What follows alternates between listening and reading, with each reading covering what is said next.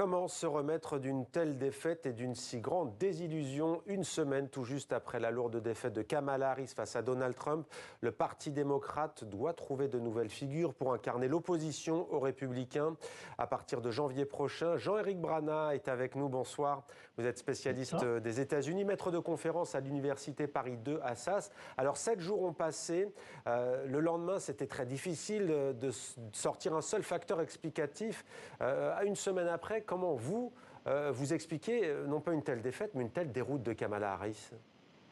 Alors, il n'y a pas qu'un seul facteur 7 jours après, hein, il y en a plusieurs. D'abord, une participation qui est très faible du côté des démocrates, puisque Kamala Harris perd 10 millions de voix par rapport à Joe Biden en 2020, alors que Donald Trump regagne l'ensemble de ses voix et il va même faire un petit peu plus. Donc, il a, lui, fait le plein dans son camp, ce qui veut dire qu'il a fait une bonne campagne, alors que Kamala Harris n'a pas fait une bonne campagne. Maintenant qu'on a dit ça, il faut essayer d'aller un petit peu plus loin.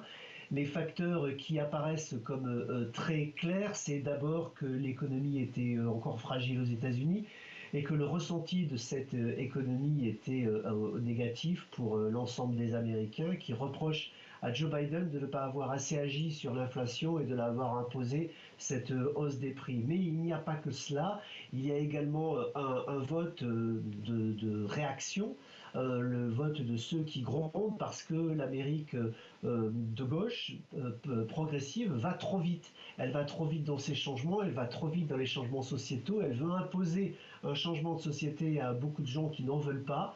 Et ça, c'est un vote assez clair, en particulier du côté des minorités et des femmes qui ont fait défaut au Parti démocrate, à la grande surprise de tout le monde, mais il faut aller chercher une explication dans cette idée que le changement doit se faire plus lentement. Et puis il y a aussi, il faut le dire, dans la force tranquille de Donald Trump, cette capacité à faire de la communication et surtout de répéter des messages, un narratif qui est simpliste, qui est répété à l'envi, mais qui fonctionne et qui rentre dans les têtes, car en faisant une campagne par slogan, Donald Trump a fait passer des idées qui sont rentrées effectivement très fort. Alors c'est bien sûr que l'Amérique doit se replier sur elle-même, que cette Amérique doit s'occuper d'elle-même et que les gens qui souffrent doivent être la réalité première pour le président des... Ouais, petite coupure avec Jean-Éric Brana qui va peut-être nous retrouver dans quelques instants. Jean-Éric Brana, est-ce qu'on va le retrouver ou pas? En tous les cas, j'aimerais vous lire peut-être une réaction. Une réaction peut-être d'abord au lendemain de la défaite de Kamala Harris. Voici ce qu'a dit le sénateur Bernie Sanders. Il a publié une déclaration.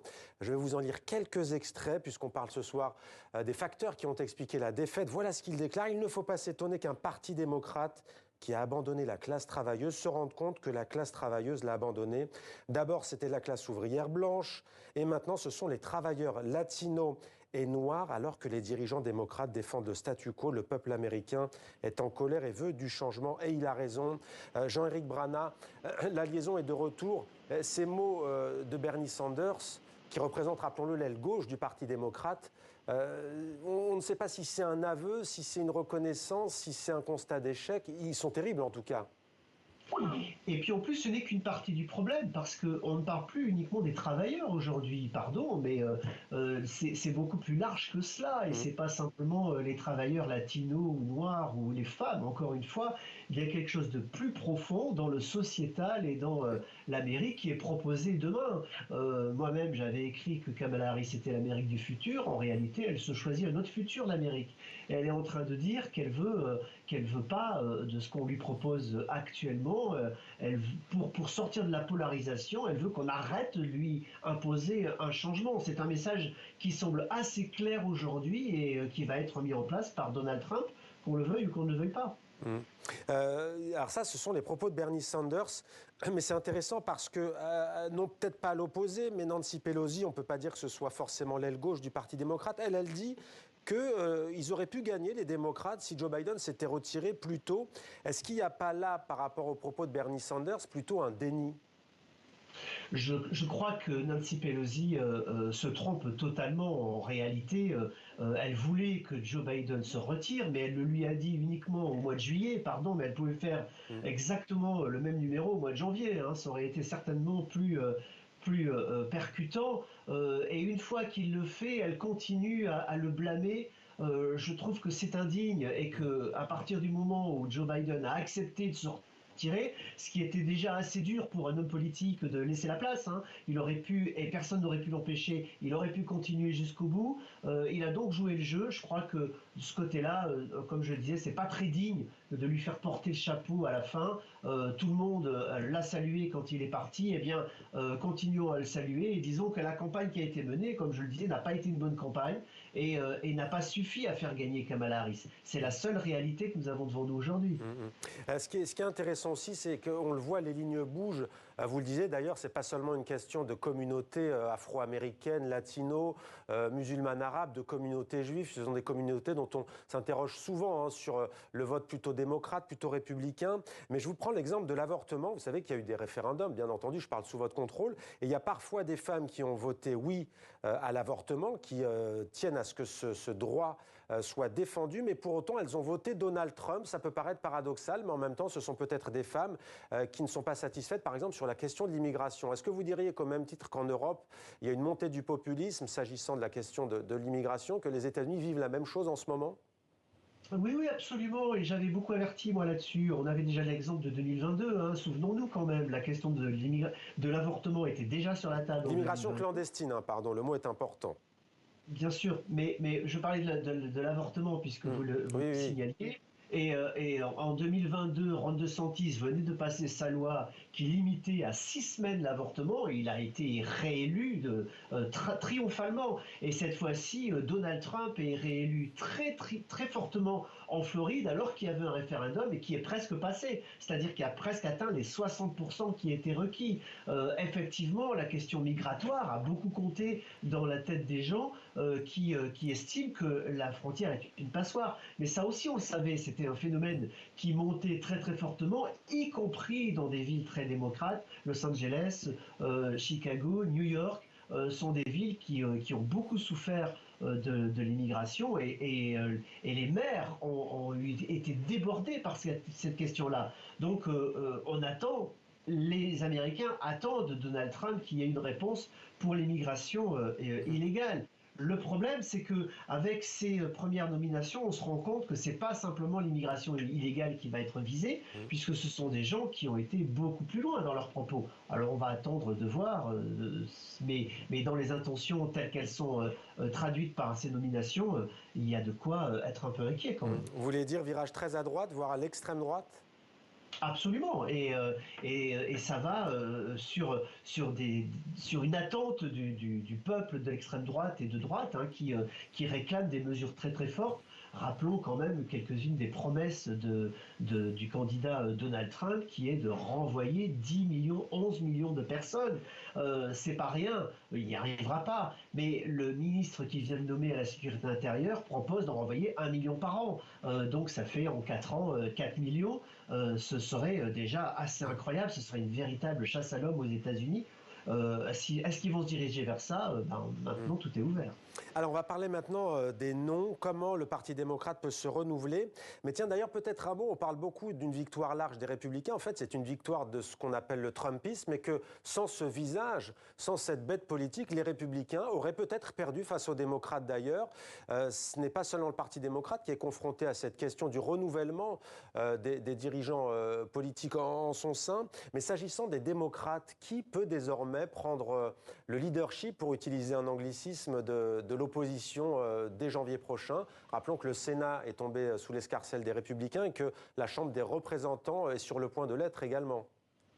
Alors, si vous me permettez une remarque, c'est pas le changement de personnel que les Américains ont demandé, hein, puisqu'ils ont élu l'homme le plus vieux à la présidence, Donald Trump, qui avait déjà été président et qu'ils avaient la possibilité de voter pour un véritable changement avec une femme beaucoup plus jeune, puisqu'elle n'a que 60 ans, et qui était une femme, qui en plus était une femme de couleur, avec des origines multiples et issus de l'immigration deuxième génération, puisque ses parents étaient la première génération de migrants. Donc c'est pas du tout un changement de personnel qu'ils ont plébiscité, mais ceci étant, c'est vrai que c'est la voie désormais que les démocrates vont devoir suivre. Il y a déjà des noms qui sont sur la table et qui commencent déjà à s'organiser. On parle du maire de Los Angeles, Gavin Newsom, du gouverneur de Californie, Gavin Newsom. On parle de l'ancien maire en Indiana, qui est Pete Buttigieg, qui est actuellement ministre des Transports et qui penserait déjà à 2028. On pense bien sûr à Gretchen Whitmer dans Les Femmes, qui est la figure montante du Parti démocrate. Mais ils sont déjà nombreux en réalité, je pourrais en nommer beaucoup d'autres. Ils sont tous entre la quarantaine et la cinquantaine, des gens déjà avec des personnalités fortes et des postes extrêmement en vue. C'est eux qui vont faire l'opposition pendant 4 ans, et c'est vrai que c'est eux qu'on verra en 2028 pour les primaires, et les démocrates choisiront à ce moment-là. 4 ans, c'est un temps très court, mais c'est un temps très long en même temps, et ils ont le temps de se faire une santé politique d'ici là. Justement, j'allais vous le dire, le temps va être long. On imagine que la vie politique américaine va être agitée avec Donald Trump qui va prendre ses fonctions en janvier prochain. Que doit changer fondamentalement, au-delà des visages et des noms que vous avez cités? Vous dites qu'il y en a pléthore côté démocrate. Que va devoir changer le parti démocrate pour retrouver son lustre d'antan? Tout. Il faut qu'ils changent tout. Il faut qu'ils arrêtent de se tourner vers les stars d'Hollywood et de penser que c'est les paillettes qu'il faut élire. Comme disait Bernie Sanders, il faut qu'ils aillent sur le terrain, qu'ils repartent aux gens. Il faut qu'ils aient des propositions concrètes, ce qu'avait Kamala Harris, mais elle ne les a pas fait entendre. Donc il faut savoir faire passer le message, et c'est là il faut changer le logiciel aussi pour faire changer ce message. Il faut retourner au boulot en se retroussant les manches et en écoutant les gens, et cette écoute a certainement manqué. On n'arrête pas de dire que Donald Trump est un bon traducteur de ce que disent les gens, mais c'est parce qu'il sait écouter, et de ce côté-là, les démocrates ont l'air d'avoir oublié qu'il faut d'abord écouter avant de faire des propositions. Donc franchement, la façon de travailler, la façon de traduire n'était pas la bonne. Eh bien, il faut se remettre à table et puis recommencer à travailler avec les gens sur le terrain, dans l'ensemble des 50 États, et de traduire cela en message politique. Même sans élus, sans beaucoup d'élus en tous les cas, sans la majorité dans les deux chambres?